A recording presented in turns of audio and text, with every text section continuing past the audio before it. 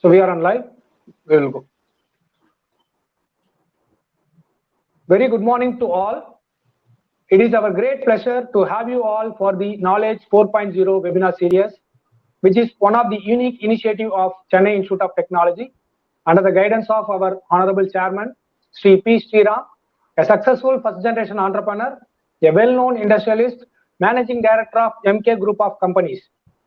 Under Knowledge 4.0 series, we have been conducting webinar series such as Technical Webinar Series, Research Webinar Series, Career Guidance Webinar Series, and Innovation Webinar Series. Today, we have Technical Webinar Series named as Digital Learning, Adapted by Chance, Let's Adopt by Choice. We need to. This session is going to be handled by Dr. Subramani Ramakrishnan, Director, Workforce Management of IBM, and Ms. Vaijayanti Srinivasa Raghavan, Program Lead, Workforce Management, IBM. Chennai Institute of Technology was established in 2010 by our Honorable Chairman P. Sriram. Now our institute is being within top 10 institutes among private engineering colleges in Tamil Nadu. We thank you very much, both of you, madam and sir. Thank you. Thank you. A few words about the speakers. Dr. Subramani Ramakrishnan, Subbu, started his career with IBM in 1997 as an engineering graduate, a gold medalist from IIM Bangalore, and a PhD in crowdsourcing. He has played a various operational and strategic roles. In the last 20 years, he has mentored hundreds of fresh graduates. He is also a regular speaker in students' forums, part of board of studies at various educational institutions, and strives to bridge the industry-academia gap. To tell about Ms. Vaijayanti Srinivasa Raghavan, VG, a gold medalist from University of Madras, has 25 years of experience with companies like the Murugappa Group, the National Semiconductors, Timken, and IBM. Her work at IBM Corporate Service COPS program was a turning point, and she devoted her personal time mentoring underprivileged students. She leads the campus program at IBM.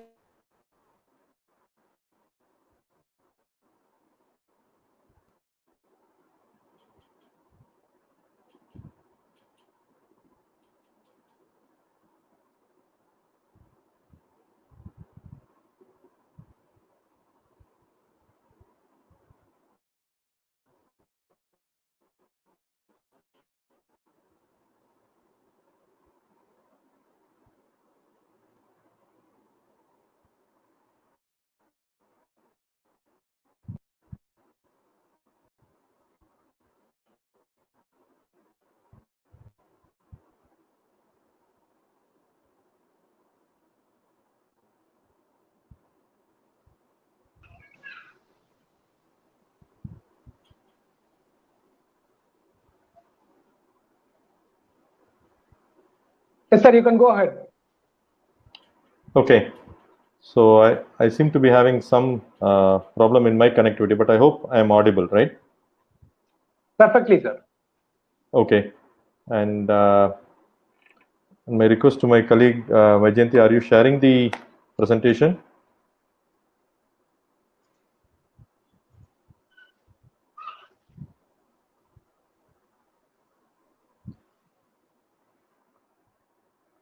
I'm just sharing it up. I think we can get started. I'll come to the presentation mode. Give me a minute. I think you can get started, Subbu. So I think let me get into the presentation mode now. Just a minute. Yeah.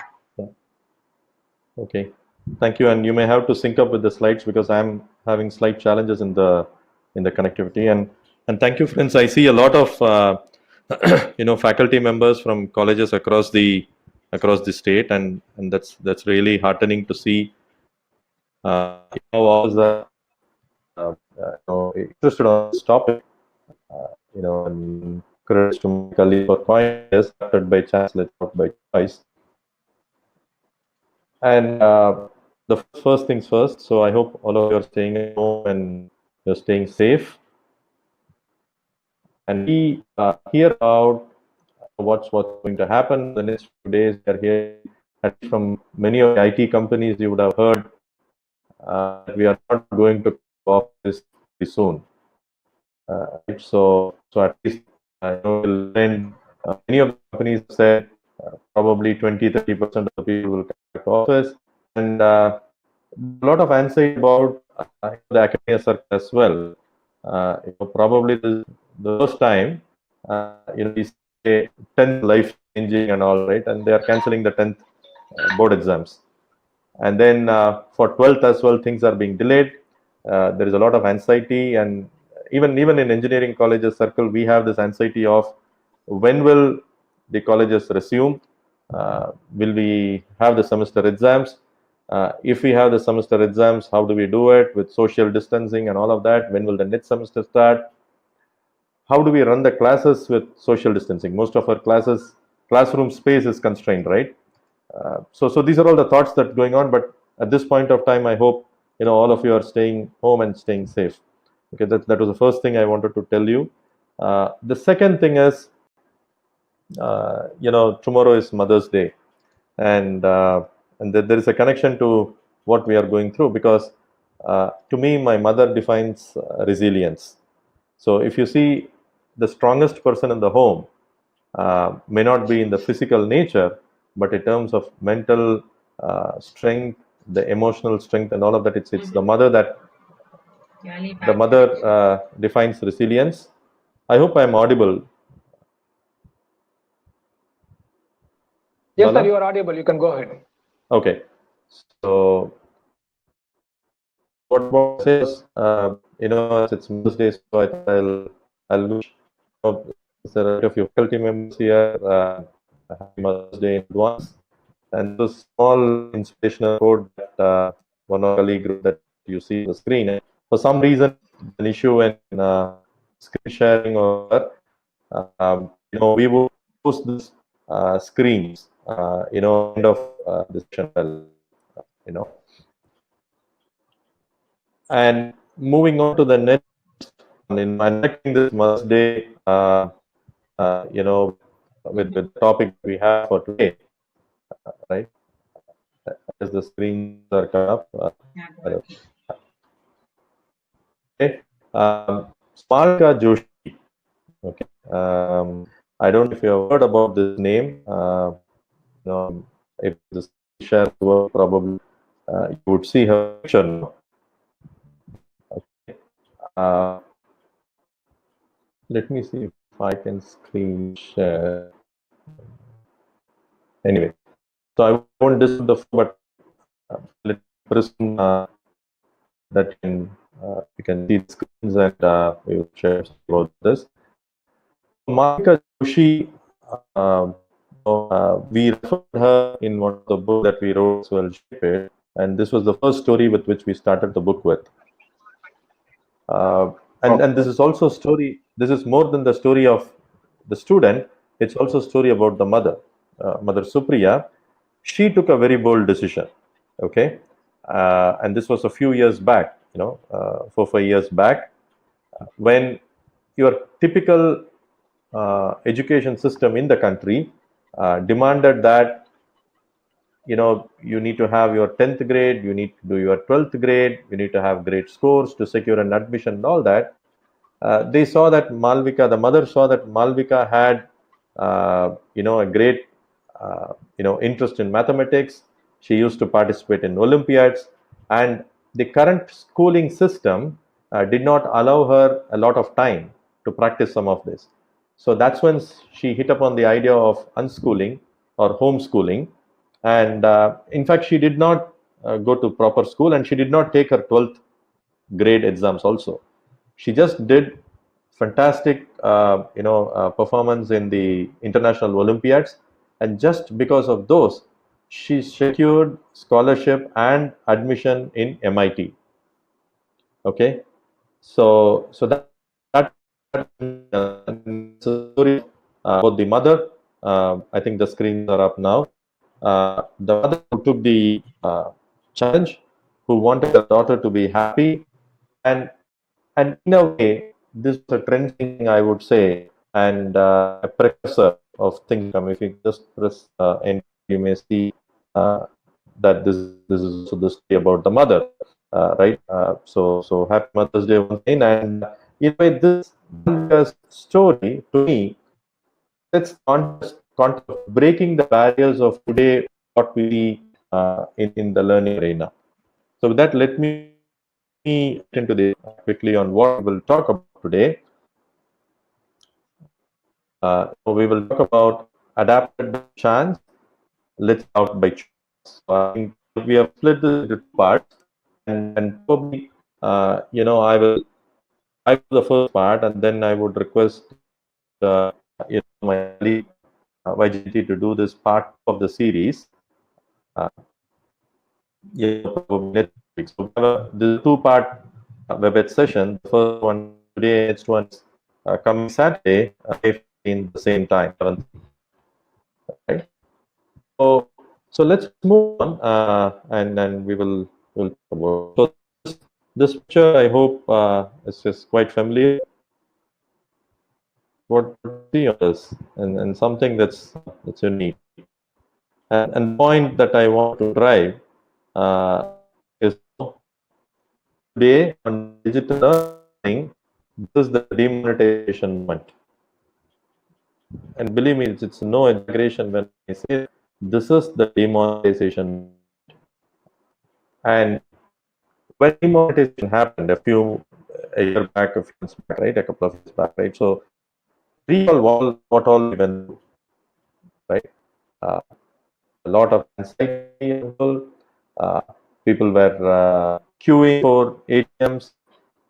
People are fearing what will get announced today. And all money that you have stocked up, the old currency notes were becoming defunct. People did not have enough cash to run around and work, right?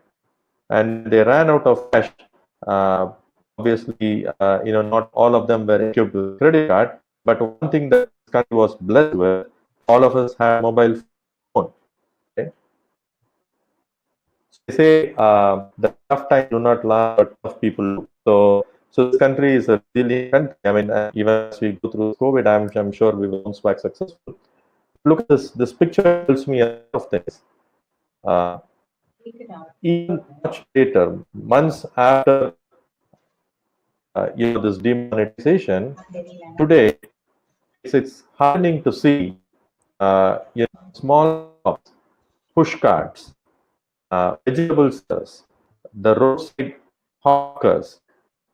This tender coconut shop, for example, most tender coconut shops today in the city and elsewhere, they say PTM, and for 30 rupees, 40 rupees, 50 rupees, you can using the mobile scan QR code and pay. So the point is, there is a tough time. At tough times, you pick up some habits, pick up some practices, and they remain with us forever. And I sincerely believe what we embarked upon today, right, the digital learning, last few months, I'm sure every campus is resorting to a Google Classroom, a Zoom classroom, whatever. There are multiple, or WebEd or whatever, and trying to engage with students and teach and learn and all of that, right? This is not going to go away, once COVID is up, right? Sir, sorry for the interruption. Yeah. You can switch off your video and then start your presentation, sir, because your voice is getting break. You have a first round button in the top left corner.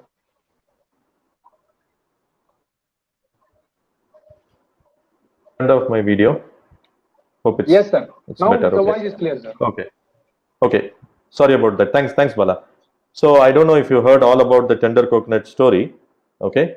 So, so the point is, in tough times, during the demonetization time, we went through a lot of issues. We ran out of cash and all that, and that's when when all of us, when all of us had mobile, and when this came in,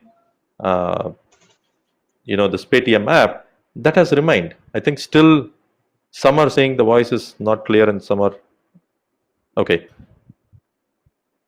So it's clear now, sir. You can proceed. Okay. So the message from this is, my dear friends, student friends and faculty friends, whatever we are doing today is going to remain with us. It's a demonetization moment for digital learning. So that's the fundamental message that I want to give from this picture. Okay, let's move on.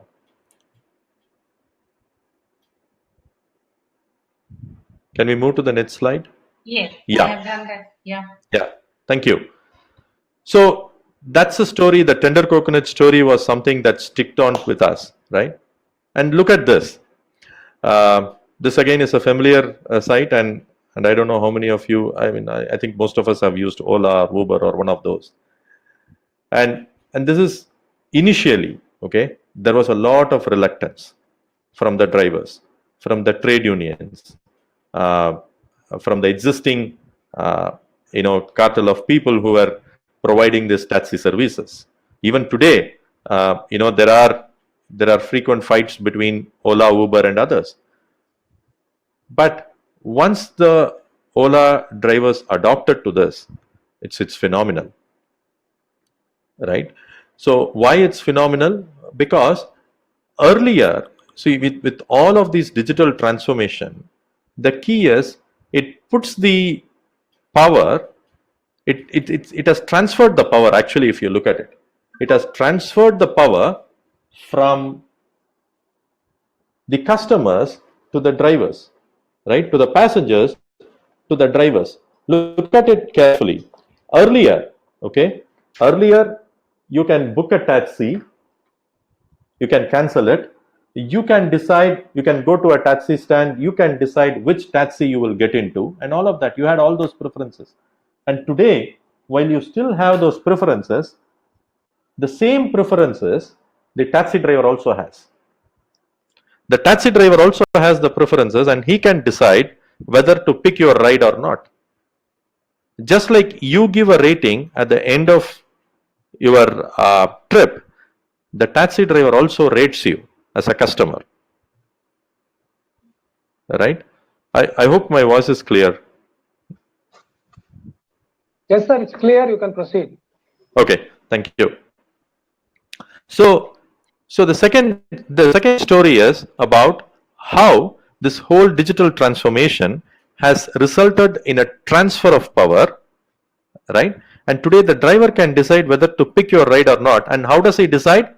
He decides it based on, okay, he decides it based on the rating that you have as a customer, right? Okay, so this is the second story. Now, some of these digital transformation can be life-changing. If you can move to the next slide, to our own, amazing auto, Annadurai story. I'm sure most of you would have heard him, seen him, if not at least, have driven in his auto or been driven by him.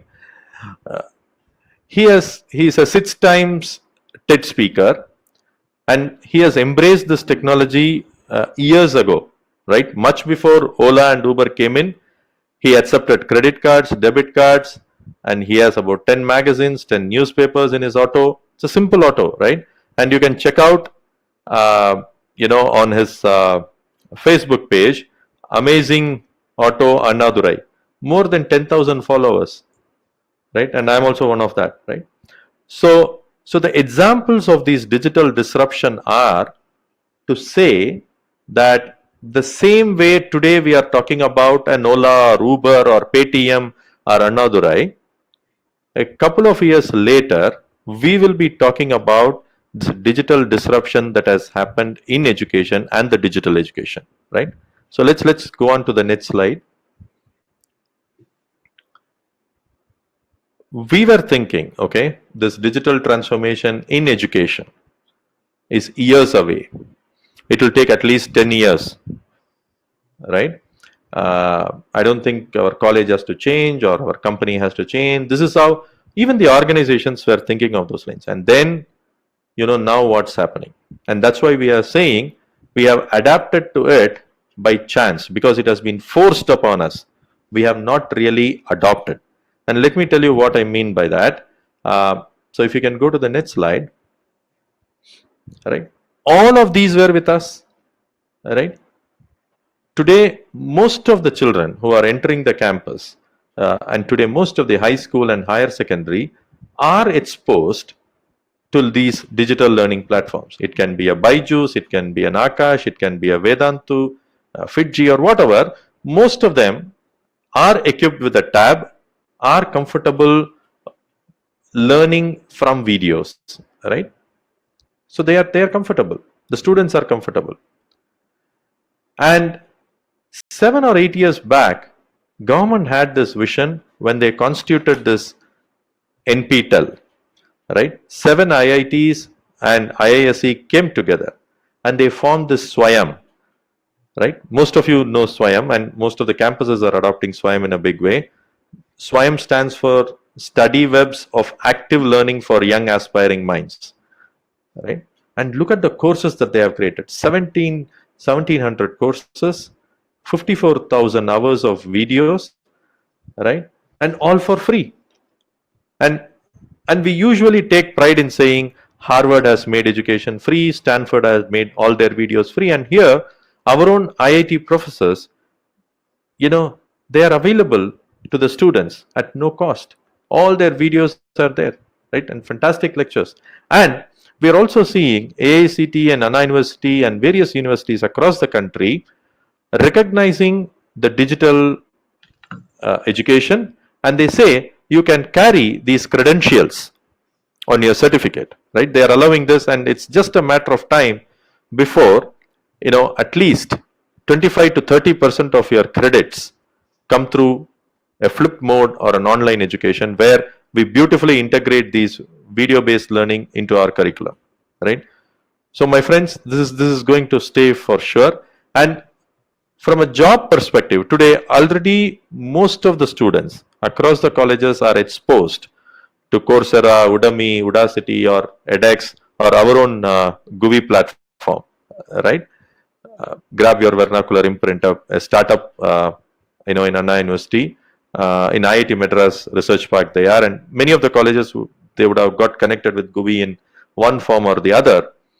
And job-oriented, preparations. For example, most of the IT companies today insist on a programming test, right? So there are a lot of courses out there, for Python or C programming or whatever, right? So all of these are there. You have the students who are ready, they are exposed. You have the statutory authorities, the educational bodies like AICT, NPTEL, SWAYAM, the universities pushing towards digital education. And there is also a pull from the students, particularly when it comes to getting a job, get into this Coursera, Udemy, etc. So all of these are there.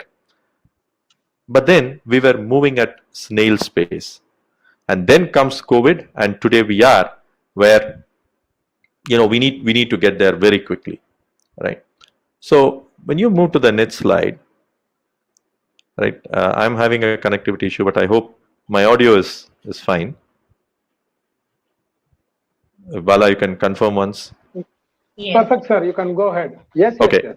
Okay. So I am on the digitizing learning slide where we talk about the new normal. So we all know what the constructs of digitizing learning are. It's all about on demand. Okay. So this is a cue I take from my son. He says, and they are used to watching videos and all of that, right? If it's a video lecture, I can always pause the professor.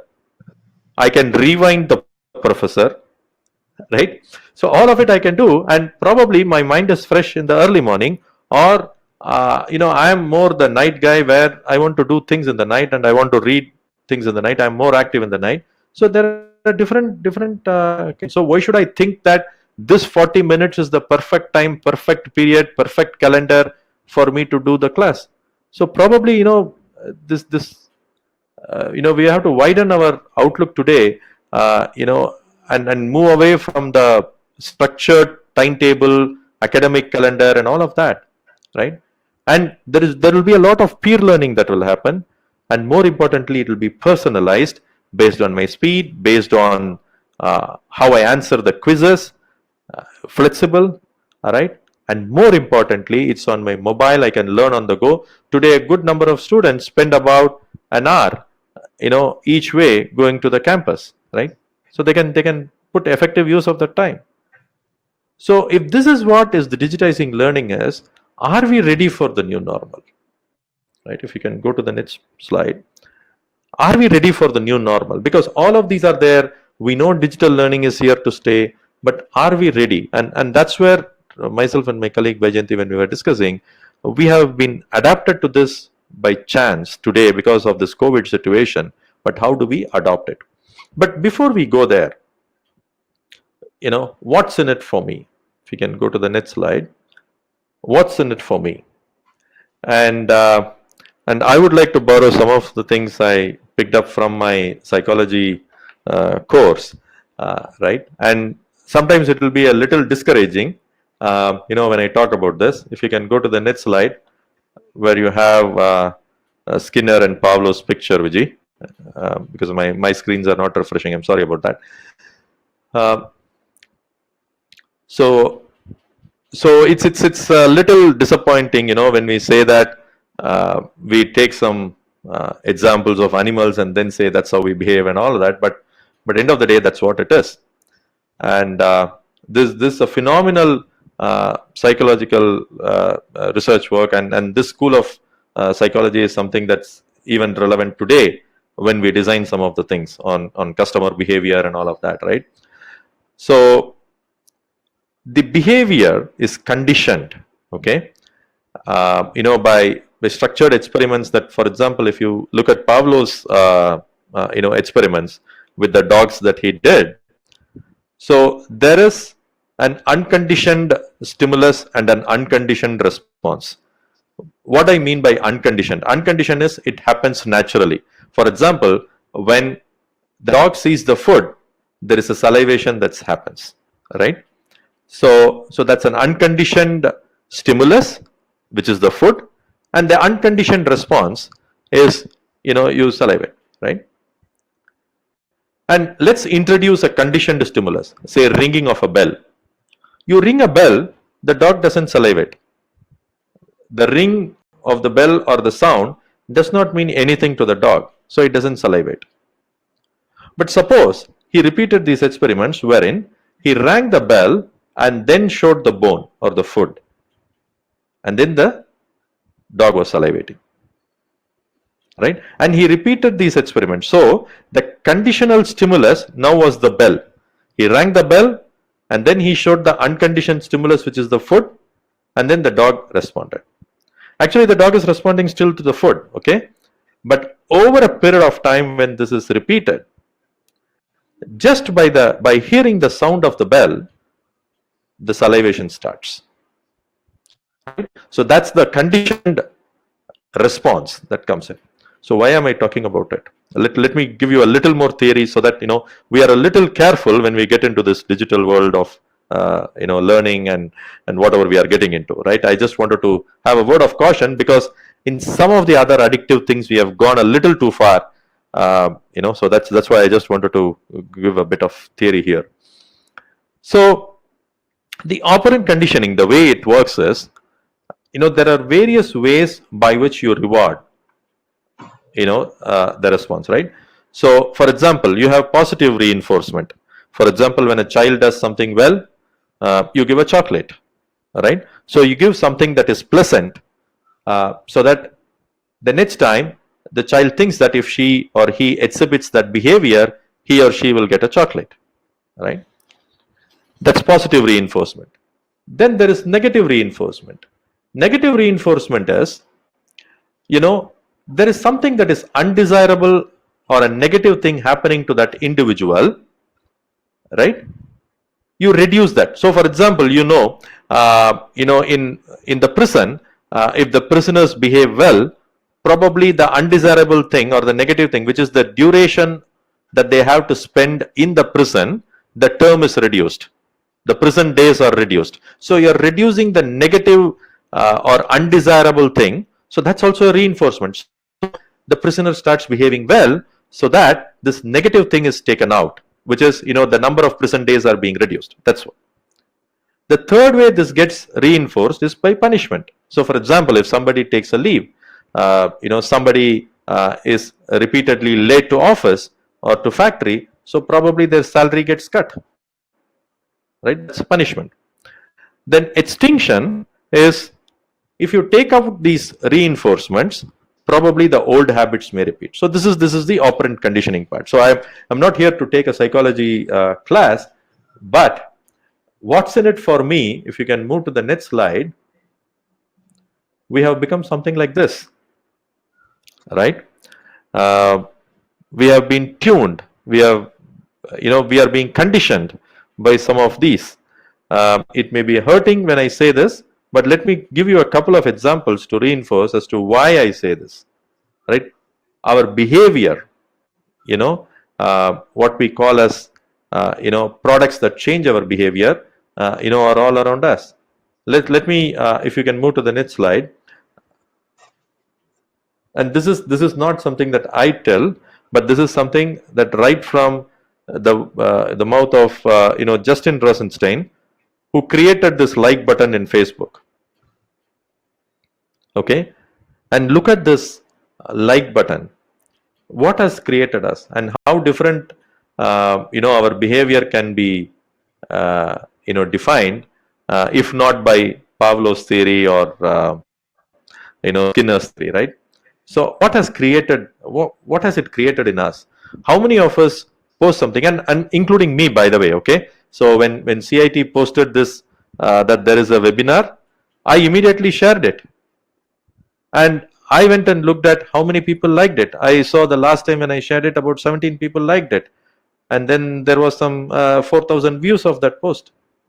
So what has it created in us? Our DNA, our habit has completely altered. So there was a time when your emotions were personal, right? You used to keep, some of my generation people may write a diary, right? And you keep the diary very, very secretive. But today, you pour all your emotions on Facebook.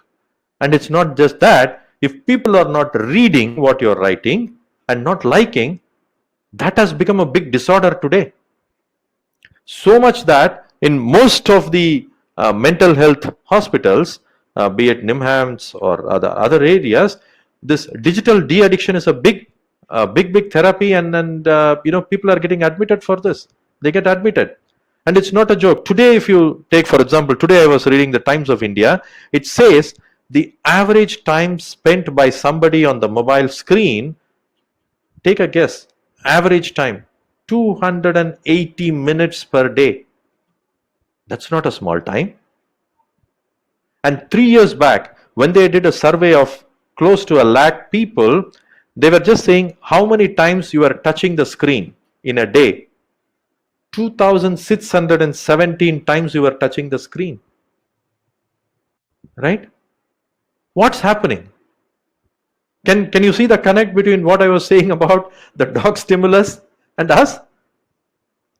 Complete psychology at work. And the product designers have designed things in a way so that you keep going again and again to the product, right?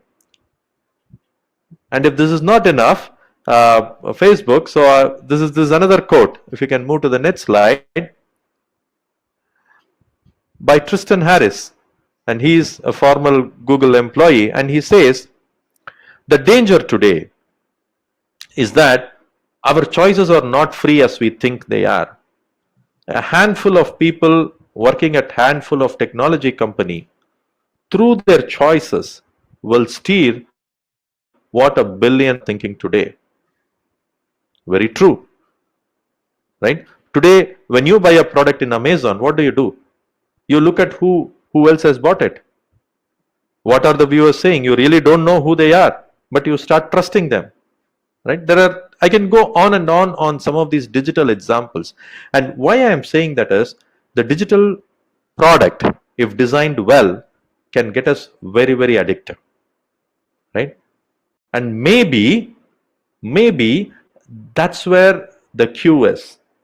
We haven't made our digital learning addictive, right? You have NPTEL, you have SWAYAM portals, you have students who want, and why students are doing the Coursera and doing the edX, quite well because they know there is a reward at the end of it, right? It helps them get the job.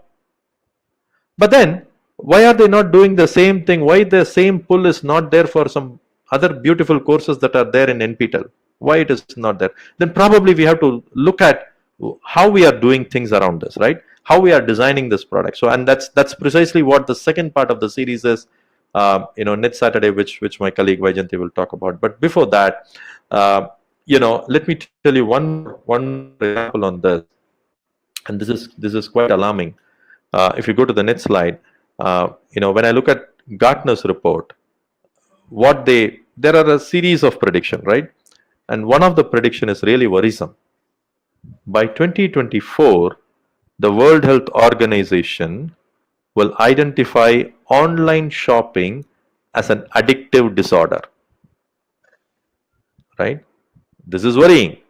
And I thought these are all, 2024, let us see what happens and all that. But then this happened to a very close colleague of mine. So she went she took off for a week and she went for a life skill program or whatever. I think somewhere in Coimbatore, right? Some transformation program and all that. She went for a week, and I think it was charged some 30,000 rupees or whatever for a 5-day course, right? And she came back and she was all very happy. She said, I'm very energized, I feel fresh and all of that. I was curious what happened, on these 5 days. And really, she was quite happy and she was quite energized, she was quite fresh and all of that. So then I asked her, what did they do? She said the first day when they went, they collected her laptop and mobile phone. And they said for the next 5 days, you are not going to have access to these. And then they went through some yoga, some stuff and all that. But the real catch is this, okay? The digital de-addiction has made this person really... So I was wondering then, probably the way these things are going and the way we are all hooked up to our own gadgets, after some time, even I can start a session on, how to smile, how to laugh, right? Probably we will forget some of these natural human emotions, and that's where we are heading to, right? So this is one word of caution when we get on to any of these digital changes, because what can happen is these are changing our habits. If you can go to the next slide. What's a habit? Habit is a behavior done with little or no conscious thought.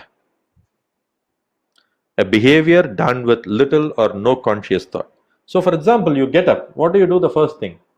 At least let me confess, I don't even brush my teeth. I turn on my mobile and quickly scan WhatsApp messages. Nobody asked me to do. All I was taught in the school was you should wake up early, you should brush your teeth, you should take your bath. These are all the things that somebody taught me formally in school. But then where did I pick this habit from? It's completely, it has become an involuntary action, right? Without any conscious effort, I'm doing this. And that's what habits are. And that's what these digital products have done to us. Now, the challenge is, how do we, and it's not bad, okay? I'm not here to say Facebook has done something bad, Google has something, there are a lot of nice things around it. But the challenge is, as faculty members, as students, being conscious of the power of digital and knowing that digital learning is not a habit yet, how do we create something which is habit forming in the area of digital education, right? So for that, I would like to borrow this framework. If you can move to the next slide. There is a nice book by Nir Eyal, and thanks Vijay for pointing me to this book. All right, a very nice book, and there is a TED talk by him as well, which you can refer to, and I will try to give the gist of his talk. And there are various, there are similar frameworks, okay? It's all about having a cue, a reward, and then it becomes a habit. So he has expanded it slightly to give it a 4-staged kind of a thing. So there is a trigger, there is an action, there is a reward, and then an investment. And that's how this loop, that in the symbol of infinity that you see in the hook, right? A trigger, an action, a reward, and an investment. That's how it happens. So what does a trigger mean? Okay, a trigger could be external or internal. An external trigger is today, if you turn on your screen, next to the WhatsApp icon, you will see how many 100 messages you have. In small red, it will show that. That's a trigger.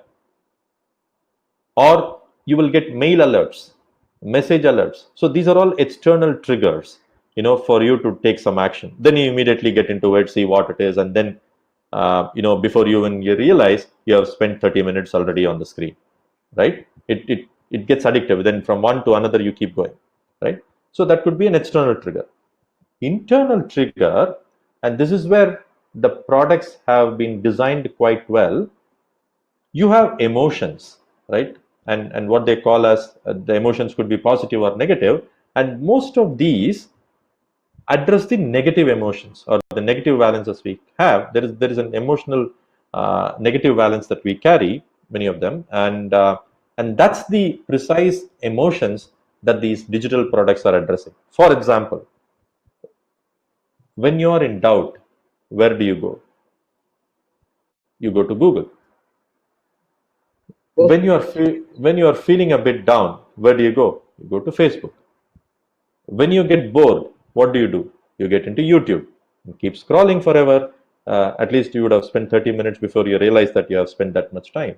Or Netflix. So they address the negative emotions that we carry and design products around it. So there is always that need, to be cared about, need to be liked, and that's how this like button is hooking all of us, right? So that's the trigger part of it. So once you have the trigger, it leads you to action. And action is typically, it's a combination. So for you to exhibit a particular behavior based on a trigger, you need to have three things to be there. There needs to be a motivation, there needs to be an ability, and you need to have the trigger, right?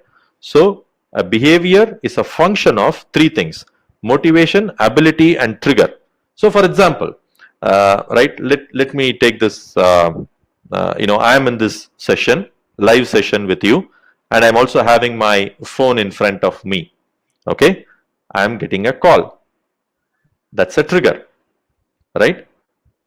Do I have the motivation to take that call? Yeah, it depends on the sender. If the sender is very important, then I say, guys, can you please excuse me for a minute? I want to take the call. If it's a typical sales call, I don't have any motivation at all, right? And then the ability part of it. Do I have the ability to take that call now? It depends, right? I may not have the ability to take the call because, more than 1,000 people are there on the session, and I think this one person on the telephone can wait. So I don't have the ability to take it because I'm engrossed in this call. Trigger, for example, if I have put this on a silent mode, or I have kept the phone separately, then there's no trigger happening, even though if the person is calling me. So for me to pick this call, that action to take the call depends on motivation, ability, and the trigger. So now, assuming all of that is there and you take the action because there was a trigger, there is an action that you took in anticipation of the reward. And this is where the product design becomes very critical, right? You don't make things predictable. If the child knows that every time it does something, it will get a chocolate, it will keep doing it. And we also like to have some thrill, right? There has to be some suspense elements. So even in the psychology world, when we talk about this conditioning, we say, how do you reinforce? Do you reinforce it every time? Is it continuous? Is it at fixed interval? Is it at variable intervals, fixed ratio, variable ratio, and all of that? That's for a different time to discuss. But in this tribe, it is in this reward, at least there are three distinct types of reward. One is a tribe, the other is hunt, and the third is self. So let me give you some example. You must have heard about this PUBG as a game, and some of you would have played as students, right? Or the Clash of Clans and some of these.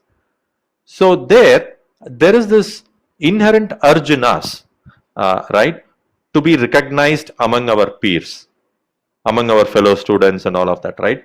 So that is the tribe. So do you get recognized in the tribe? That's a reward in itself.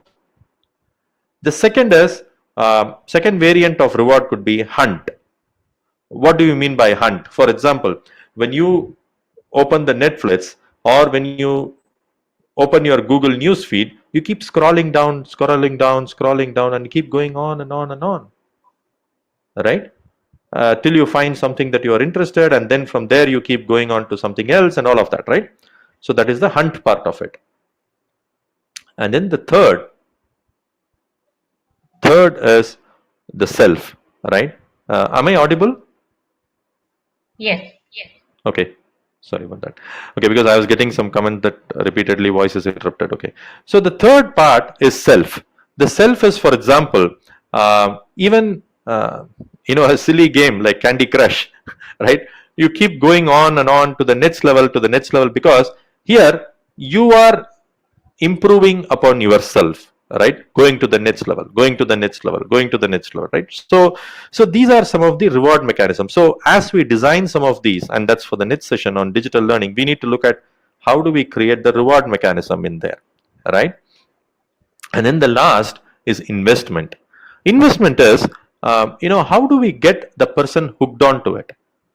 For example, I am on LinkedIn, okay, and I have about 3,000 followers or 3,000 friends in the network. Will I shift to Indeed platform? Indeed is again another similar portal for professionals, right? I may not, because I'm not sure whether all this 3,000 people that I have, the network that I have created, will migrate with me. Will I find them in Indeed, right? So there is a bit of stickiness that you need to develop. Like, for example, my colleague Vijay here, she always prefers an Ola cab, whereas I prefer Uber. That's because she has customized the experience around Ola.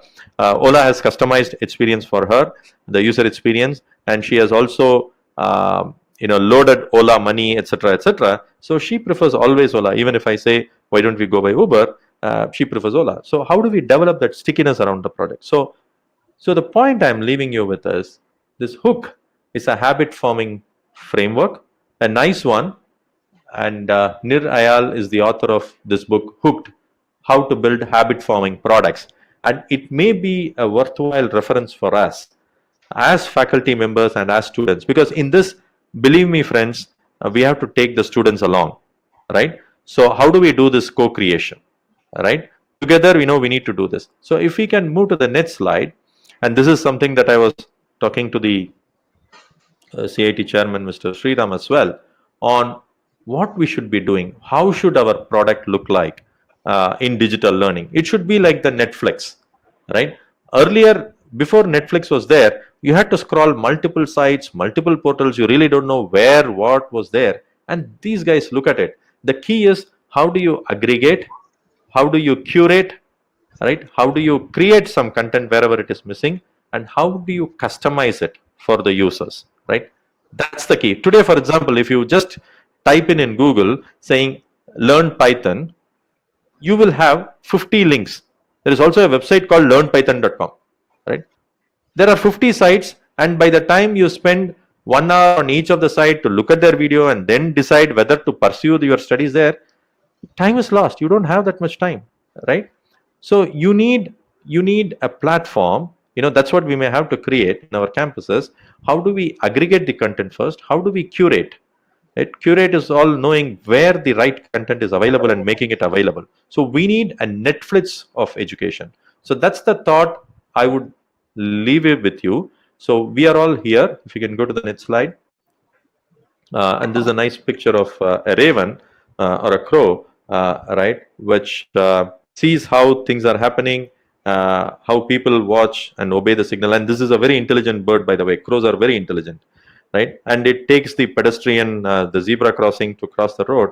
So it has adopted itself, right? And thinks that it's the best thing for us. So that's what we would do. Maybe I'm on the top of the hour. We can take a few questions. And I'm sorry that my connection was also a bit bad throughout the day. But let's have a few questions, and then I leave with some closing thoughts will be a precursor for the next session. Questions?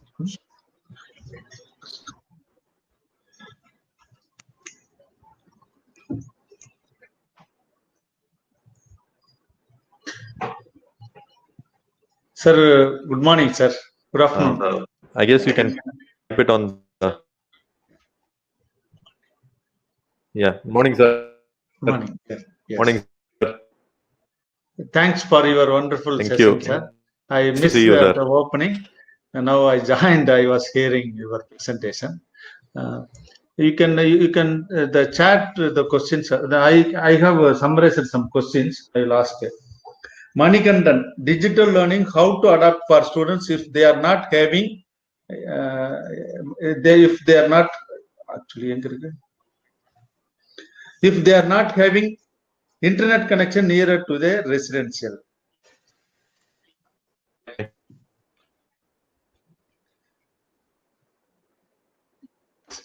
Okay. You can I also think take up, you madam. are not there. Yeah.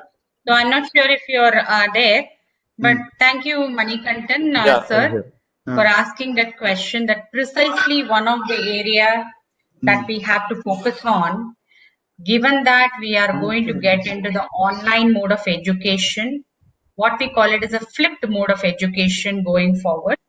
This is the kind of investment that the parents, the student, and the faculty will have to do, definitely. But given that today the way India has progressed, if you ask me 10 years back, we were not even thinking of having a session like this or a webinar jam. We never had this kind of probably a vision, and today we are able to do. I think given this pandemic and the disruptions that we are seeing, we are going to have people consciously making effort and investment on this. And that is what the education we are also giving to the parents from various institutions on how you need to be prepared. That is precisely we will be talking about in the next series of our lecture on Saturday, and we will cover some aspects of that.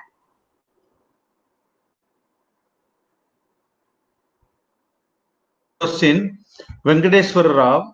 With the improvement of technology, everything is available. Information is very vast. How can we select the quality content? This is exactly what we were discussing. No? Okay. Selecting the Correct. content is the very, very important. Okay.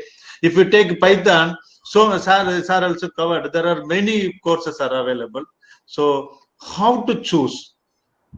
You both can answer this. No, so here an investment may have to be made by the faculty members to spend some time on some of these, and that is where the key is. The key to digital learning today is not content creation but content curation, right? How do we curate the content to point the students to the right content? So there is no quick answer, and that is where artificial intelligence and machine learning will help us, right? Today, how is Netflix doing from thousands of videos? Yes. And if I can take your example, sir, you're also quite addictive to Netflix, I think, right? Yes. So how does it make it addictive, and how has it collated the best news sites, the best movies, how it has categorized it, how it has cataloged it, how it has made it available? So we need to create the Netflix in digital education, right? So curation, there is no short answer, but artificial intelligence and machine learning hold a lot of promises here, because when the content is vast, right, I think we should lean on technology to help us here on curation, right? So that's what I would say. Say, I would like to add some points. The faculties and students who are interested in digital learning, you can develop your own way of selecting the content by employing technologies. You can develop your own programs, coding, so that you can select the right content. And another point is, faculty can play very important role in selecting the content for the students. As a mentor and a facilitator, you can also play very important role. Another question is Janagi, which is your what is your suggestion for implement digital pedagogy to prospective teachers?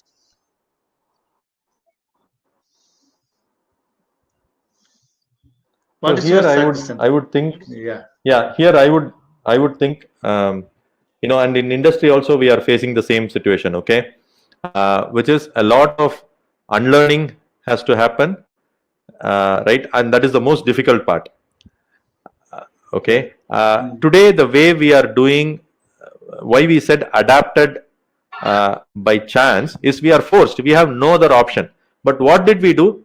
The same way we were doing teaching in the classroom, we are doing the same thing over Zoom. It won't be effective. Even in classroom, when the students were in front of us, we really do not know how many were tuned to us or how many were just looking at us, but their mind was something else, right, somewhere else. So it's going to be extremely difficult if we are not getting them hooked upon, to what we are saying. So that's where, the entire teaching pedagogy has to change, wherein, many of these contents will be pre-learning for the course. So we may have to go to a model where you learn at home, discuss in class. So the classroom should be more a two-way communication where the students see, you don't need to repeat. If whatever I can say, if it can be record video, I don't need to do the same thing in a Zoom class, right? The whole idea is how do we enhance the level of interaction, and that is not teachers' responsibility alone. Yeah. Right. Students have to come this monologue, right? So for digital education to be successful, there needs to be work from both teachers and the students. And students, you have a lot of responsibility here, where you prepare for the class come, because believe me, teachers are to do the same thing that they were doing in the real classroom, in the face-to-face classroom. Digital education will not be successful. That's my 2 cents on that. Okay. Sir, another question from Sangeeta. What is psychological impact of this situation among students? Yeah, so that's where we are saying, today already, we are coming up with some digital de-addiction and all that. Forget this learning alone, right? Even otherwise, you are seeing in the same family, 4 people with 4 different gadgets, they won't be even talking to each other, right? They will be sending, mother will be sending on WhatsApp, can you come for lunch, right? The people will be in 2 different rooms.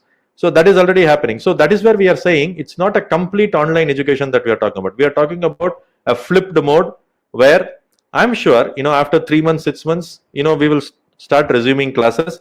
We will have alternate day schools where 50% of the students may turn up. I really don't know how things will change, right? So it's going to be a combination of both of these, so that, the mental wellness is taken care of, because end of the day, man is a social animal, right? We can't be without connecting, without feeling, without touching each other, right? So that high touch, that's where we are suggesting a flipped mode, which will be a hybrid, which leverages best, right? So that's what we need. There will be definitely psychological impact. So for example, let's think what we're doing in research. All of us working from home in IT companies, but what we're doing is almost 2 or 3 times we're getting a video call. We are meeting the family members, right? And it's okay if the child comes and disturbs or comes and waves all other team members and all that. So we are doing all of this, right? So we have to think of how to take the emotional. That's a very valid question on both the teachers and the students. How do we address it? And I think when we go on a flip mode, that should be addressed well. Yes, sir. Sir, can we thank you very much, sir. If you wanted to take a few questions, we can add. Otherwise, we can close, sir. Yeah, I think I would request Vaijayanti, if you can flash the last slide, if you can, right? And that sets the context for the next session. Yes. Ma'am, Vaijayanti ma'am, are you there? I think the connection is little poor. Okay. So I think what we will do is, given that we have spoken now about the adapting it by chance, the second series is all about how do we adopt by choice. I know the questions that are coming around is all about adoption now. How do I have the behavioral change, and how do I need to have a connectivity, and all of those are the one that we want to talk in the second series of the session. That is happening next Saturday at the same time. We will be having it. And the only request that we have for the participant is you can go to CIT, the LinkedIn site, wherever our posting has been done. just leave a comment. The two questions that we have for the faculty and the students who are listening to that is, given that we are in this situation today and you have been doing the digital learning in the last 30 to 40 days, we want you to think about and comment two things that went well for you and two things that we can improve in terms of the digital learning. You can put in these two points in the CIT LinkedIn post as a comment to our post as a comment. The two questions that we have is two things that went well and two things that we can improve.